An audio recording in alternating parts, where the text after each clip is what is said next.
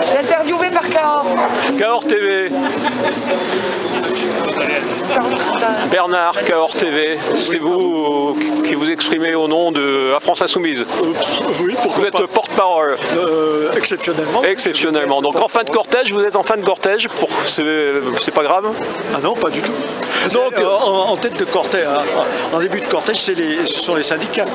Hein, c'est d'abord un combat syndical, donc c'est les organisations syndicales et c'est normal qu'elles soient en tête de cortège. D'ailleurs, tout en tête de cortège, on a les étudiants aussi qui nous ont rejoints, ça c'est très important, c'est un signe fort.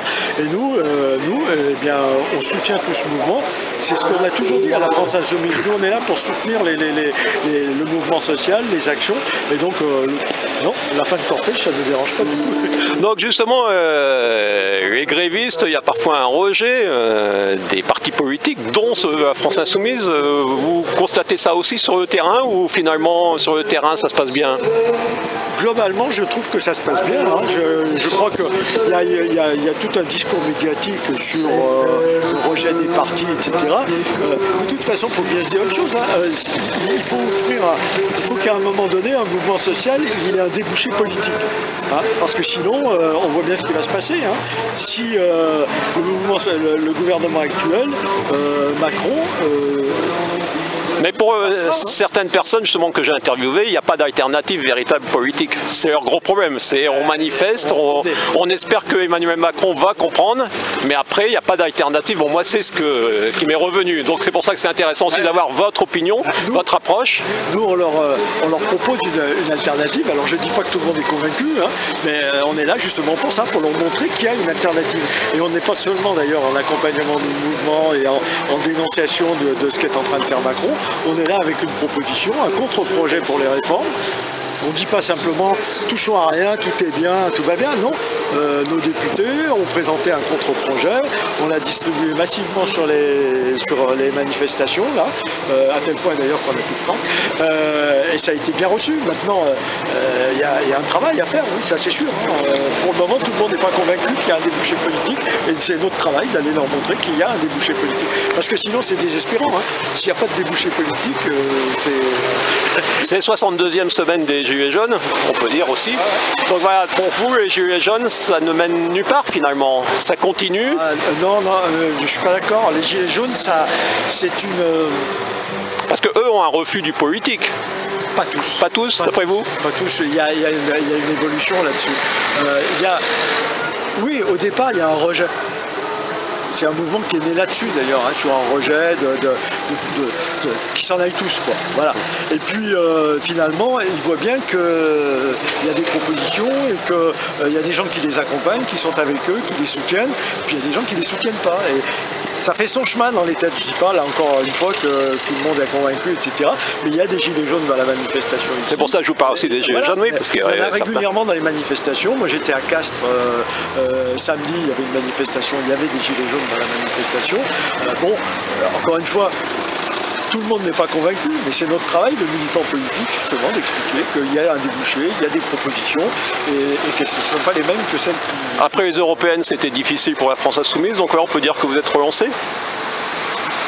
Relancé, oui, nous on n'a jamais été, bien sûr qu'on a été déçus par les européennes, c'est évident, hein, le résultat c'est pas celui qu'on aurait souhaité. Hein. Maintenant on sait ce qui s'est passé hein, au moment des européennes, il y a eu toute l'affaire du procès, etc. Donc tout ça, ça n'a pas fait pour nous avantager. Voilà, mais on est relancé. On se relance, voilà. Mais ce mouvement, on lâche rien. Vous lâchez rien, mais ce mouvement, est-ce qu'il va se retrouver dans les urnes au municipal, par exemple? J'ai pas de boule de cristal. Hein. Au municipal, vous voyez comment, parce que la prochaine échéance, justement. Il n'y a pas de liste France Insoumise au municipal. Il y a des insoumis qui sont investis sur des listes qui sont des listes citoyennes, c'est ce qu'on a voulu, des collectifs citoyens, et nous on vient en soutien. Alors on l'a à Albi par exemple, on est dans le collectif pour Albi démocratique et écologique, on est dans une liste à Gaillac, on est dans une liste à Saint-Sulpice, mais c'est pas des listes France Insoumise, il n'y aura pas affiché France Insoumise, il y aura, on fera savoir qu'on soutient ces listes-là, mais ce ne sont pas des listes France Insoumise, puisque notre volonté c'est de faire en sorte que les citoyens, que les gens se prennent en charge.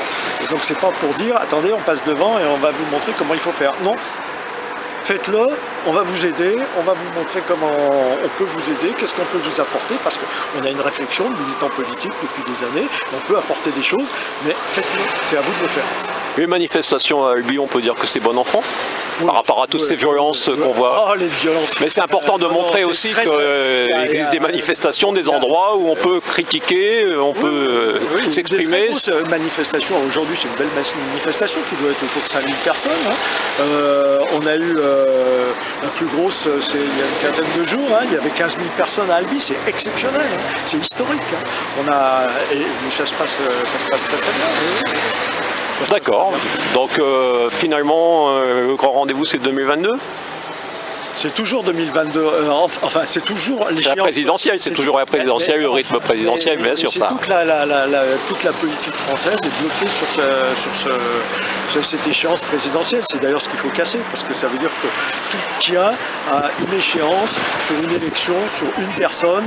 Il n'y a rien de démocratique là-dedans. Hein. C'est bien pour ça qu'on veut le changer. Hein, pour, 6e République, toujours. De toute façon, on voit bien ce que ça donne, le résultat. Hein. C'est-à-dire un président qui a été élu avec une minorité, hein, qui a recueilli 20 et quelques pourcents au premier tour, hein, qui a été élu par défaut parce que les gens ne voulaient pas de Marine Le Pen, et qui aujourd'hui fait ce qu'il veut. Parce qu'il y a derrière une bande on va dire, des députés d'idiots qui ont été élus dans la foulée, hein, avec une majorité incroyable, qui correspond absolument à rien du point de vue de l'assise politique parce que c'est pas vrai. Il n'y a qu'à voir les sondages par exemple sur les retraites. Hein. Le dernier sondage qui est sorti c'est ce matin ou hier, c'est en hausse, c'est plus de 67% contre la réforme des retraites. Donc il n'a pas d'assise politique, il n'a pas de légitimité pour faire cette réforme. Il a simplement les institutions de la Ve République qui lui permettent de faire ce qu'il veut. Voilà, donc ce sera une interview sans coupure, et oui, je ne vais pas vous couper, sur donc Moncuk TV, Cahors TV et YouTube. Cahors TV. Merci, okay. Je vous laisse rejoindre, rattraper le cortège. Merci, bonne journée. Et voilà, ils vont rattraper le cortège. 3 interviews pour un 16 janvier, c'est déjà pas mal. Il ne connaît rien aux Français. Un point, c'est tout. Et François Hollande connaissait pareil. C'est le même genre.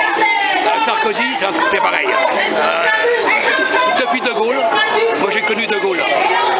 16 janvier, les manifestants sont passés à côté de Jean Jaurès. Oui, ils sont à une vingtaine de mètres, mais ils ne sont pas venus devant la statue pourtant. La retraite à point, c'est la mort au turbin. Avec la FSU, on reste dans la rue. 16 janvier 2020, et ouais, ça m'arrive de suivre les manifestations en France. Il y a des drapeaux CGT, oui c'est la CGT, mais qu'est-ce qu'ils veulent réclamer? Ils ont l'air nombreux, ouais ils ont l'air nombreux. Je suis à Albi, et Moncuk TV est parti jusqu'à Albi. Ils ont un camion de location Super U.